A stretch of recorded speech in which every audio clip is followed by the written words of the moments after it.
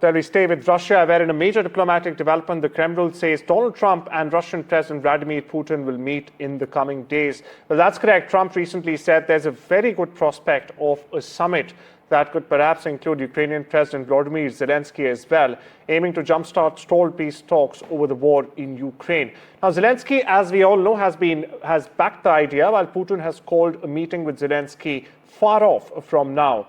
Meanwhile, Trump's deadline for Russia to agree to a ceasefire or face tougher sanctions expires Friday, only hours from now. Meanwhile, talks could happen as soon as next week, possibly in the UAE. That's what we are picking up. Meanwhile, Russia continues heavy airstrikes, and the US has just approved another $200 million in new military aid for Ukraine. Tensions are high, expectations are low, but the world is watching like it has been since February 2022. And for more on this, we are joined by commentator and author Dr. Richard Benkin from Chicago. Thank you so much, Dr. Benkin, for taking out the time and joining us here on NDTV. Now, what realistic outcomes can we expect from a Trump-Putin meet, given the deep divisions? And also, do you believe that Zelensky's willingness to engage signals a shift, or it's only symbolic? First of all, thank you for having me on. Everyone I've spoken with, the people that I get information from, everyone here is really taking the attitude of, well, let's see what's really going to happen.